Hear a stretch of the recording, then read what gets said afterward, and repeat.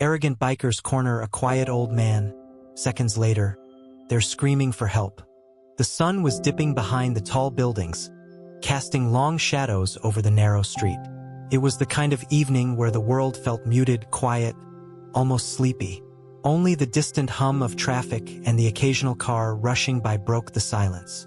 But on this particular street, there was an air of tension. An old man, dressed in a simple gray shirt and beige trousers, shuffled down the sidewalk. His gait was slow, deliberate, as though he had all the time in the world. His silver hair shimmered in the fading sunlight, a testament to the years he had lived. His wrinkles spoke of a life well lived, yet his tired eyes showed a quiet resignation.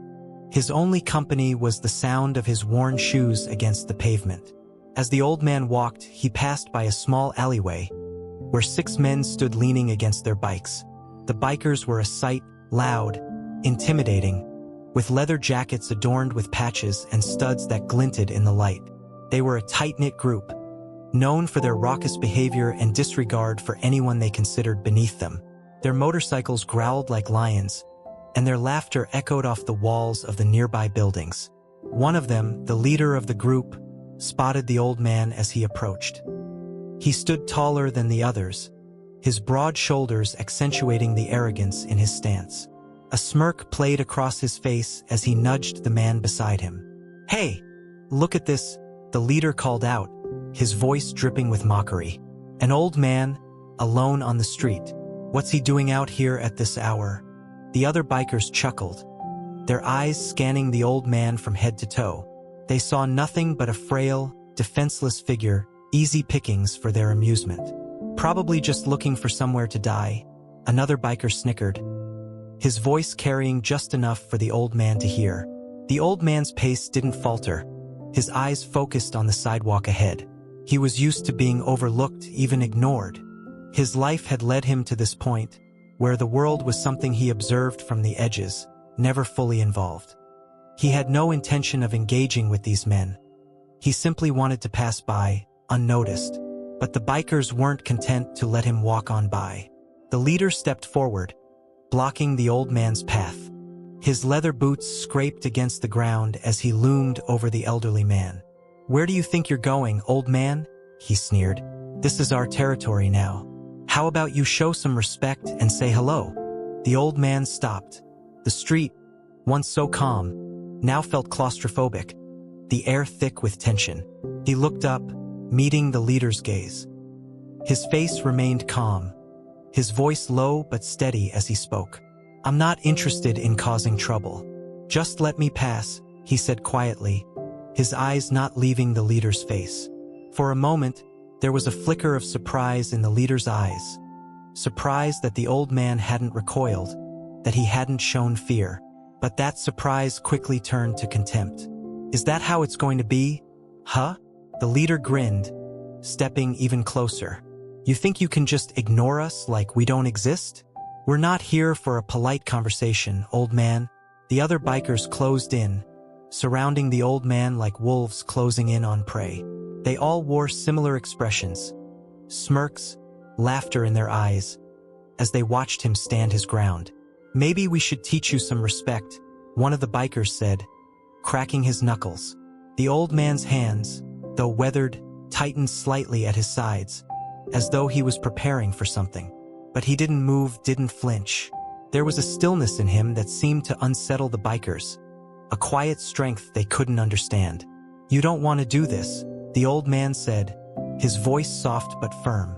For a brief moment, it seemed like the bikers might back off, confused by the calmness of their intended victim. But the leader, his pride stung by the old man's refusal to show fear, reached out and shoved him. The old man stumbled slightly, but his feet found steady ground again. There was no anger in his expression, just quiet resolve. He turned his head, as though considering his next move carefully. And in that moment, the leader's eyes flickered, realizing something wasn't right. There was something about this old man that didn't fit. He wasn't like the people they normally bullied, weak, frightened, and willing to beg for mercy. This man was different. The leader stepped back, but his pride wouldn't let him leave the confrontation unresolved. He motioned to the others. "Grab him," he ordered. As the bikers lunged forward, the old man took one step back, then another. His hand moved ever so slightly to the side, a subtle motion, but one that caused the bikers to freeze. The leader's eyes narrowed in confusion as he watched the old man. And in the midst of that confusion, the sound of a distant rumble began to fill the air. The old man's eyes sparkled with a brief, knowing look. He had lived through countless moments like this, but this time it was different. The rumbling sound grew louder, vibrating through the street and almost shaking the very air around them. The bikers paused, momentarily confused by the noise. It wasn't the usual rumble of an engine or the hum of an approaching vehicle.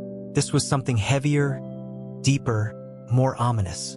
The leader of the group, still standing close to the old man, turned his head toward the source of the sound, his eyes scanning the distance. He couldn't place it, and that only made him more uneasy. "What the hell is that?" he muttered, narrowing his eyes. The old man didn't respond. He simply stood there, facing the bikers with an unreadable expression, as though he had been expecting this moment.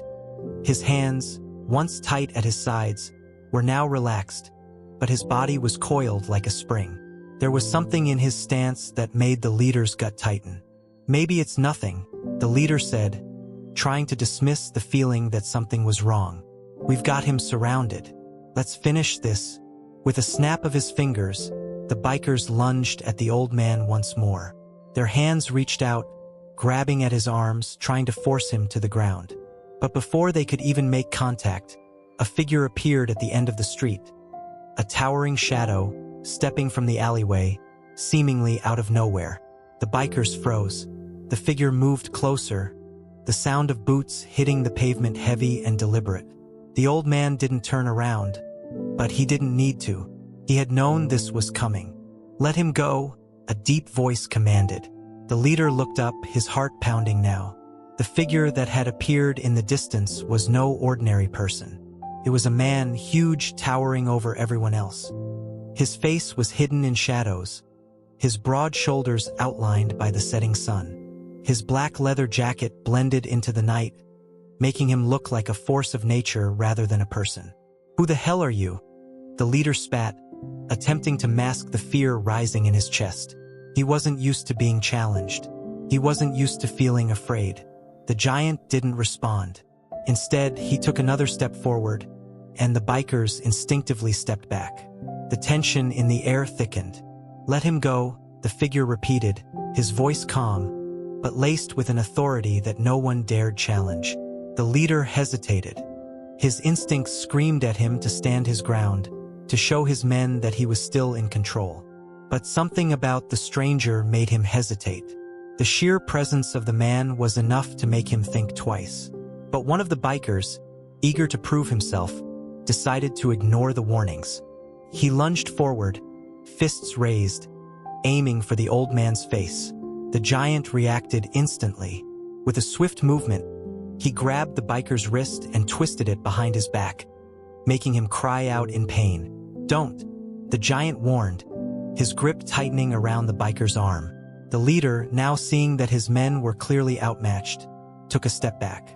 The old man stood motionless, watching the scene unfold in front of him, his face still calm. "You don't know who you're messing with," the leader tried again, though his voice now carried a hint of uncertainty. "We're not scared of you." The giant finally stepped into the light, his features now visible in the dim glow of the streetlights. His eyes were hard, cold, like a predator who had been in countless battles. He wasn't afraid of the bikers, and it showed. "I don't care who you are," he said quietly, his voice carrying over the quiet street.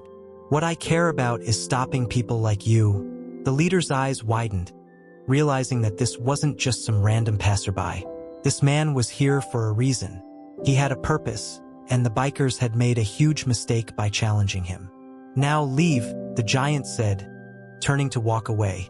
But before the leader could react, the old man spoke. His voice was low, but it cut through the tension in the air like a knife. "Let them go," he said. "They've learned enough." The bikers stared at the old man, now utterly confused. They had expected him to be weak, frightened, just another target. But now they realized they had underestimated him in every way. He had known all along that this moment would come. He had known the giant would appear, and yet he had stayed calm, composed. The leader slowly motioned to his men, signaling them to back off. One by one, they stepped away, their faces a mixture of confusion and resentment. The giant watched them carefully, his eyes never leaving the group as they retreated. The old man turned to face the stranger, nodding once in gratitude. The giant gave a small, almost imperceptible smile, then turned and began to walk down the street. For the first time that evening, the old man allowed himself to take a deep breath. The danger had passed, but the unsettling feeling lingered. He had survived another day. But as he watched the giant disappear into the night, he knew this was just the beginning. The street fell silent as the giant disappeared into the shadows, his footsteps fading with each passing second. The bikers, still stunned by the sudden turn of events, stood frozen in place. No one dared to speak, their collective anger mixed with confusion. They had just been humiliated, bested by an unknown force they couldn't even comprehend.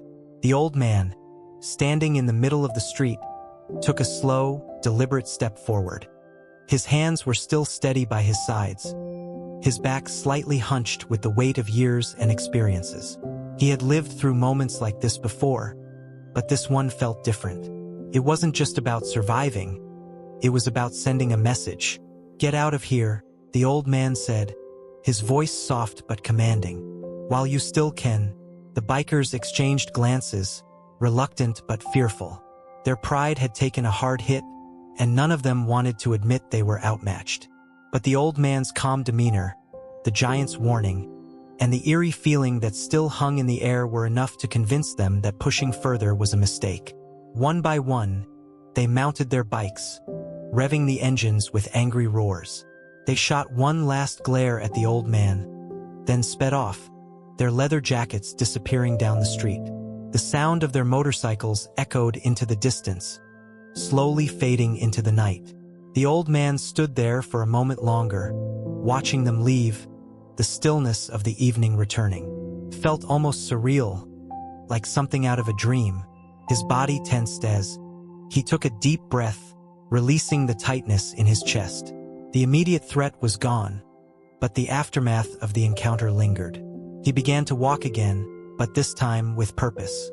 His pace was measured, as if he had somewhere important to be. He turned down an alleyway, away from the bustling street, where the city noises seemed to fade into nothingness. This part of the city was quieter, more isolated. The buildings here were old, their walls cracked and weathered just like him. He walked for a while, his shoes echoing on the cold pavement. He passed a few nondescript buildings and a small corner shop, but no one was around. It was as if he had entered a forgotten part of the world. Just as he was about to round the corner of an old brick building, a voice called out from behind him. "Hey!" He froze, instinctively turning his head. It was the giant. The stranger was now standing at the entrance of the alley, his broad frame blocking most of the light from the street. His face was illuminated by the faint glow of a nearby street lamp, and the old man could finally see him clearly. He was taller than most people, his face worn with age, much like the old man's own. But there was something in his eyes, something that carried the weight of 100 lifetimes. His body was covered in scars, and his demeanor was calm, almost stoic. "I thought I told you to leave," the old man said quietly, his voice no longer carrying the strength it had moments ago. He hadn't expected the giant to follow him. The giant didn't move at first. He simply stood there, watching the old man with those piercing eyes. Finally, after a long moment of silence, he spoke. "Why didn't you run?" The question hung in the air, the words simple but heavy with meaning. The old man didn't answer immediately. Instead, he took another step toward the giant, his gait slow but unwavering. He could feel the weight of the question hanging over him, and for a moment, he considered walking away, letting the giant fade into the background like all the other forgotten faces he had crossed paths with in his life. But something stopped him, "I'm too old to run," he said simply, his voice steady. "Running's never done me any good. And besides," his eyes met the giant's. "I've seen enough to know when to stand my ground." The giant's expression softened slightly, as though understanding something the old man had just said. It was as though they had both reached the same quiet realization at the same time, that running was not always the answer. Sometimes standing still, facing whatever came your way, was the only thing that made sense. The old man paused, looking down at the cracked pavement. "It's been a long time since anyone cared to notice me, but that doesn't mean I'm weak. I've got my reasons for being here, and none of them have anything to do with fighting." The giant stepped forward then, his movement slow but deliberate. There was a tension in the air, but it was not one of hostility. It was the kind of tension that only comes from shared understanding. Two souls who had lived long enough to know what mattered. "You don't have to explain yourself," the giant said softly, his voice low but kind. "I know what it's like to be overlooked, but some things we can't avoid. And sometimes we have to fight when we least expect it." The old man nodded, the weight of the words settling into his chest. He had heard similar sentiments in his life from soldiers, from old friends, from the few who had ever truly understood him. But hearing it now, from a stranger who had intervened on his behalf, it carried a weight of its own. "You've been through a lot," the old man said, his voice gentle but knowing. "I can see it in your eyes. You've seen more than your fair share of pain." The giant didn't respond right away. Instead, he looked up at the sky, the faintest hint of sorrow crossing his features. "More than I care to remember," he replied quietly. "But that's the price we pay, isn't it? For surviving, for making it this far." The two of them stood in silence for a moment longer, the world around them fading into a stillness that felt almost sacred. Finally, the old man broke the silence, his voice carrying a slight chuckle. "Well, I suppose I should thank you for stepping in back there. Those boys weren't exactly going to stop on their own." The giant smiled faintly, a brief flicker of warmth in his eyes. "No need for thanks. It's just what we do." The old man nodded, his expression unreadable. "What we do? Yes, I suppose you're right." The silence between the old man and the giant was comfortable, almost peaceful. The street around them was still, and the world seemed to fade into the background. The old man let out a quiet sigh, adjusting the collar of his worn jacket as he glanced up at the giant. "You're right," the old man said, his voice soft but filled with a quiet resolve. "Running never solved anything, but I've learned to pick my battles carefully. There was a time when I would have fought back with everything I had. But I'm not the same man I once was." The giant nodded slowly, understanding the weight of the words. There were battles that couldn't be fought anymore, not by old men like him and the stranger who stood before him. "Sometimes the real fight is choosing when not to fight," the giant said, his voice steady. "Knowing that walking away can be the hardest victory." The old man smiled faintly, a glimmer of appreciation in his eyes. "I suppose we've both learned that the hard way." For a moment, the two stood there in companionable silence, the quiet of the alley wrapping around them like a blanket. But as the minutes stretched on, the old man's gaze turned toward the end of the alley, where the faint rumble of motorcycles grew louder with each passing second. The giant noticed the change in the old man's demeanor. His shoulders tensed, his eyes narrowing slightly as the sound grew nearer. "They're coming back," the old man said quietly, his voice low and measured. "I knew they wouldn't let it go so easily." The giant turned his head, listening. Sure enough, the unmistakable roar of engines grew louder. The bikers were returning, there was no mistaking it. "I should have known better than to think they'd give up so quickly," the old man muttered, his face hardening. "But I won't let them walk all over me again." The giant placed a hand on his shoulder, steady and reassuring. "You don't have to face them alone," he said. "I'm here." The old man turned his head to look at the giant, his expression softening. There was a flicker of gratitude in his eyes, but also something else, a knowing that he didn't want to drag the giant into this again. "I appreciate that," the old man said, his voice steady. "But this is my fight. You've already done more than enough." The giant didn't respond, but he didn't need to. The two of them stood side by side as the bikers' motorcycles grew closer, the sound of their engines vibrating through the air. As the group of bikers turned the corner, they spotted the two men standing in the alley. The leader of the group, the one who had initially started the confrontation, locked eyes with the old man. The same arrogant smirk stretched across his face. "You really thought you could get away from us, old man?" he sneered. "You think just because you've got some big guy standing next to you that will back off? You've got another thing coming." The old man's gaze remained steady, unwavering. He didn't flinch, didn't show any sign of fear. He knew exactly what was about to happen. He had lived through it before. He had seen men like this many times in his life, and he knew that they weren't going to back down easily. "You should have left while you had the chance," the old man said, his voice calm but firm. "I warned you once. I won't warn you again." The leader let out a harsh laugh, shaking his head. "You think you can scare me? You're just an old man with no one left to protect you.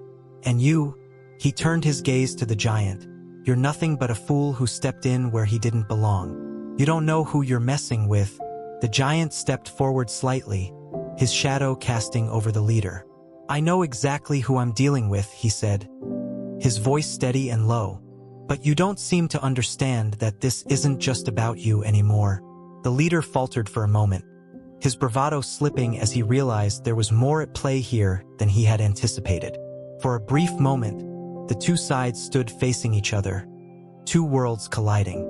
The bikers, used to getting what they wanted through intimidation and force, were now met with an unexpected resistance that made them rethink their position.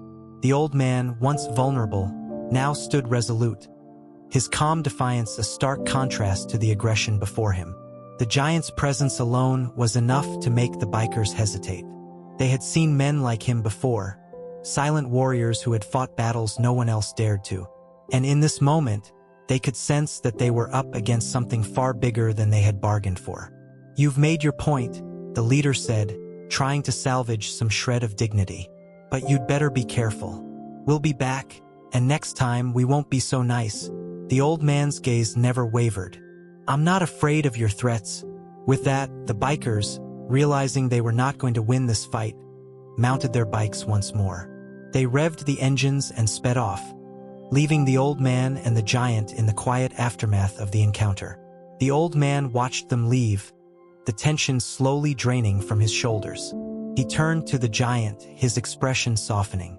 "You were right," the old man said. "Sometimes standing your ground is the hardest thing to do. But it was worth it." The giant gave him a brief nod, a small smile playing at the corners of his mouth. "It always is."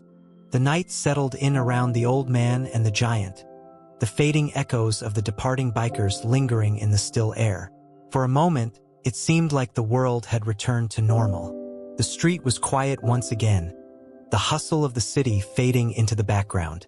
But the old man knew better than to think this was truly over. "Do you think they'll stay away for good?" the old man asked, his voice soft but laced with a certain weariness. He turned his head toward the giant, who stood beside him, his posture still relaxed but alert. The giant didn't respond immediately. Instead, he took a long look down the alleyway, where the last echoes of motorcycle engines had already disappeared. "They'll be back," the giant said finally, his voice steady and calm. "They won't let go of the grudge so easily. But next time, they won't be so lucky." The old man nodded, understanding. The bikers were a different breed. People who took pride in intimidating others, forcing their way through life with violence and arrogance. They couldn't stand the idea of being outmatched, of being shown that they weren't invincible. And that was something the old man and the giant both knew. "I've lived long enough to know when a battle is done," the old man said, his eyes narrowing as he looked down the alley. "But this one isn't over yet. Not until they understand they can't push me around anymore." The giant placed a hand on the old man's shoulder, the gesture one of reassurance. "You don't have to fight alone. You've already shown them more than enough. But if they want to test you again, they'll have to go through me." For the first time that night, the old man smiled. It was a faint smile, but it carried a weight of gratitude behind it. "I'm not so sure I need your help," the old man replied, his voice soft but firm. "But I appreciate the offer. It's good to know I'm not alone." The two of them stood there for a moment longer, the silence between them comfortable, yet heavy. The old man knew that they had both endured hardships. He, with the weight of his years and the quiet battles he had fought alone, and the giant, with the scars of battles fought on a different front. Yet, here they were, in this strange moment of quiet understanding, standing side by side as unlikely allies. And then, just as the last vestiges of the bikers' noise faded completely, the sound of revving engines pierced the air once more. This time it was louder, more urgent. The old man's heart quickened as he turned toward the street. "They're back," he said, his voice steady but laced with the recognition of a confrontation looming ahead. The giant nodded, stepping slightly in front of the old man. "It's time to finish this." The bikers roared down the street, their motorcycles cutting through the air with an intimidating growl. The leader of the pack was at the front, his eyes locked on the old man and the giant. This time, there was no bravado in his expression. His face was hard, eyes burning with frustration and anger. "You thought you could scare us off, old man?" the leader shouted, his voice carrying over the roar of the engines. "You don't get to walk away from this. Not after what you did to us." The old man didn't flinch. His stance was firm, his hands relaxed by his sides. There was no fear in his eyes, only calm determination. "I've told you before," the old man said, his voice low and clear. "This ends now." The leader sneered, his face twisted with rage. "You're too old to be talking like that. You think I'm afraid of you? You're nothing. And him," he motioned toward the giant, "he's just a musclehead with no brain. I'll tear both of you apart." The old man took a step forward, his movements slow but deliberate. The giant stood tall behind him, his eyes never leaving the bikers. "You're wrong," the old man said, his voice unwavering. "It's not about what we're capable of doing to you. It's about what you're capable of doing to yourselves if you keep pushing." For a moment, the leader faltered, his expression a mixture of confusion and anger. He had expected the old man to beg for mercy, to back down. But instead, he was met with calm, unwavering confidence. "Get off the bikes," the old man commanded, his voice sharp and clear. "You're done here." The giant stepped forward, his shadow falling over the leader. The other bikers, still on their motorcycles, hesitated for a moment. The weight of the giant's presence was enough to make them reconsider, their bravado shrinking in the face of real danger. The leader's eyes flickered between the old man and the giant. There was something in their stance, something unspoken, that made him realize this wasn't a fight they could win. Not today. With a growl of frustration, the leader revved his engine, signaling for the bikers to turn around. Slowly, one by one, they turned their bikes and sped off into the distance, leaving the old man and the giant standing in the street, victorious. The silence that followed was deep, almost sacred. The old man exhaled a long breath, his body relaxing as the weight of the confrontation lifted. He glanced at the giant, his expression softening with gratitude. "You didn't have to do that," the old man said, his voice filled with a quiet appreciation. "But I'm glad you did." The giant smiled faintly, his eyes softening for the first time. "You weren't alone, and that made all the difference." As the last of the bikers disappeared into the night, the two men stood there in the calm aftermath, knowing that they had faced down their fears together. And for the first time in a long time, the old man felt something he hadn't felt in years: peace.